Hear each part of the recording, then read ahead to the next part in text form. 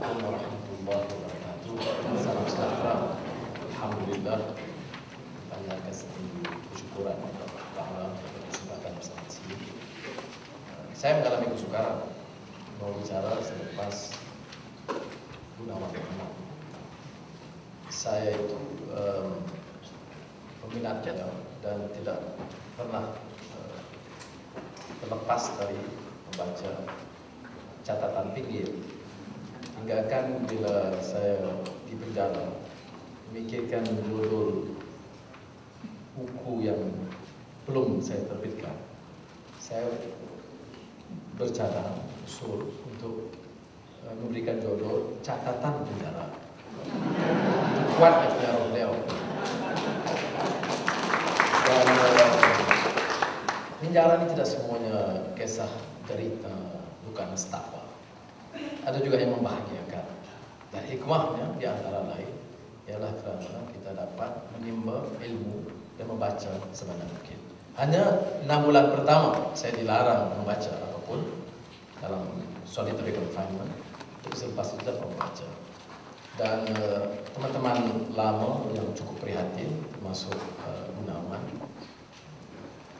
mengirim buku-buku, termasuk Tempo, tiap keluaran percuma, gratis. Nah, itu juga hikmah, karena kalau saya di luar penjara nggak beri.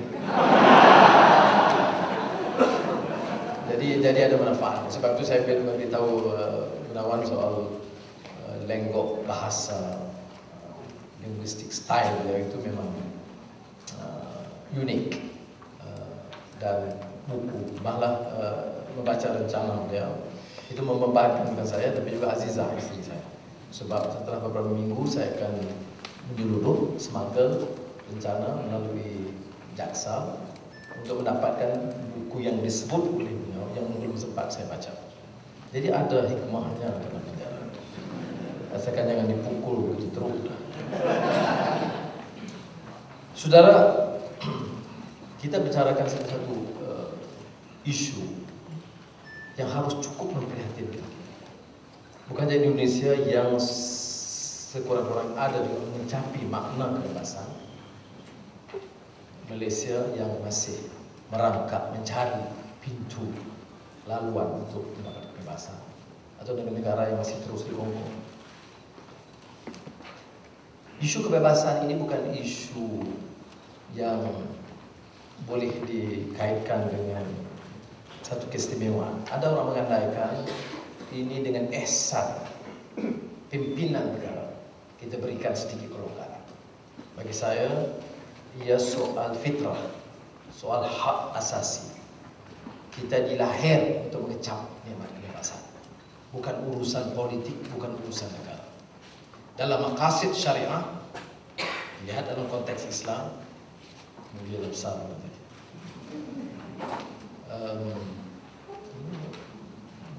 Mempersulit kerja saya di Gunawan. Tokoh-tokoh begini. Kalau faham saya maqasid itu menjamin freedom of conscience, freedom of expression, sanctity of life and property, dan respect for the dignity of women and men. Nah, kalau tanpa itu, tanpa prinsip kebebasan tadi, tidak ada relevance kaitan dengan faham agama kita sendiri. Jadi sebab itu saya ulang sebagai mukadimah, ia harus merentas faham ideologi atau agama atau pertimbangan politik.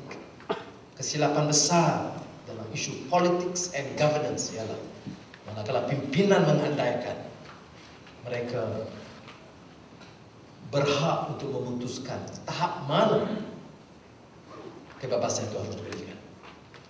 Maka sebab itu ada pertembungan, juxtaposition of ideas di antara kami dengan beberapa pimpinan, termasuk di Malaysia ketika itu, yang begitu terikat, ta'assub, obses dengan faham nilai Asia atau Asian values, yang menganggap bahawa ruang rakyat untuk memikir cara bebas itu terbatas kerana mereka belum terdidik, mereka belum terdedah dengan pemikiran baru, ataupun mereka belum lagi cukup menikmati tahap hidup yang lumayan yang membolehkan mereka senang. Saya boleh bercelah dengan mengatakan setelah merdeka 50 tahun, 60 tahun, rakyat belum sedia. Kalau benar itu berlaku, maknanya waktu, masa dan ketika untuk kamu mundur. Ada pemimpin Arab yang sudah 30 tahun jadi ketua, merdeka 70 tahun, katanya rakyat belum bersedia.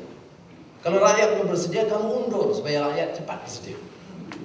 Jadi sepatutnya paham begitu. Kalau tidak, dalam polemik kita, wacana kita tentang kebebasan masih terikat dengan pemikiran jumud atau lapuk. Joseph Schumpeter seperti sudah tahu, membicarakan soal ekonomi, menegaskan di antara lain bahawa ia mesti bertitik tolak kepada keyakinan. Kerana manusia yang bertamadun atau tidak itu beliau rumuskan sebagai manusia yang punya keyakinan atau tidak. Maka bila membicarakan soal kegawatan ekonomi, beliau menggunakan ungkapan gain of creative destruction. Guna kesempatan kebobrokan sistem lantaran korupsi, rasuah, penindasan, pemerasan, kesenjangan di antara golongan kaya dan miskin itu untuk merombak supaya dilahirkan sistem baru. Ini keyakinan. Ini makna kebebasan. Tanpa kreatif keupayaan, kemungkinan kita membina, membangun semula yang baru, maka tidak ada arti kebebasan. Dan kalau ia lebih tepat kalau dirumuskan oleh Esaias Berlin, yang saya anggap salah seorang pemikir dan ilmuwan yang cukup kuat dalam membahaskan isu kebebasan ini. Esaias Berlin merumuskan dalam two concepts of liberty, a deep and more dangerous moral and political immaturity kalau kebebasan itu tidak dihargai. Dia hanya mempamerkan apa? Kedangkalan ilmu, kelemasan pimpinan politik yang tidak dapat menanggapi permasalahan kebebasan dan committed dengan iltizam yang kukuh untuk membawa perubahan.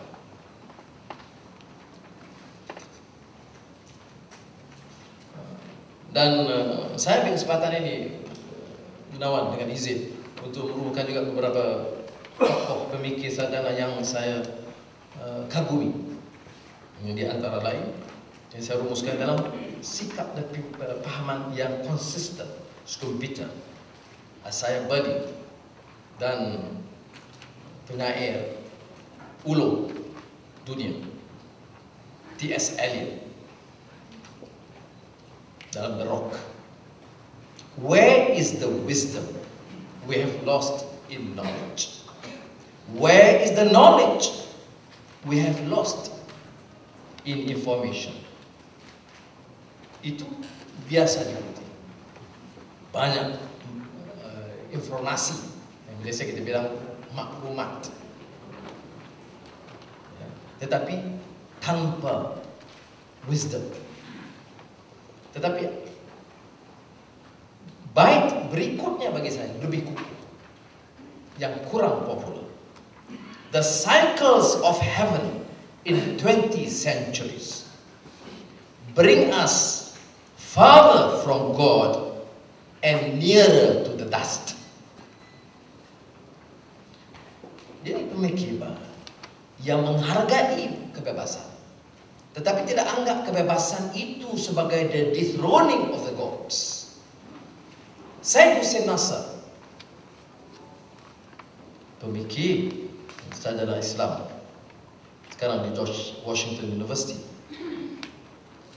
dalam karya beliau yang penting, sacred and knowledge, knowledge and the sacred, menyebut tentang perbedaan di antara Promethean man dan pontifical man. Di antara manusia seperti Promethean yang berjuang membebaskan dari kongkongan Tuhan-Tuhan, sehingga akan melempar, menjatuhkan pengaruh Tuhan-Tuhan mereka, the dethroning of the gods. Dengan the pontifical man,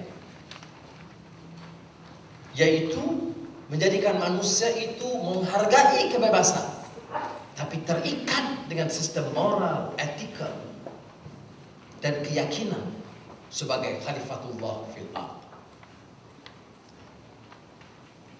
Tentunya dalam perbahasan atau wacana hari ini tidak ada yang semestinya ekstrim begitu. Sebab itu kadang-kadang saya tidak senang terlibat dengan polemik atau wacana yang ditetapkan dari Barat.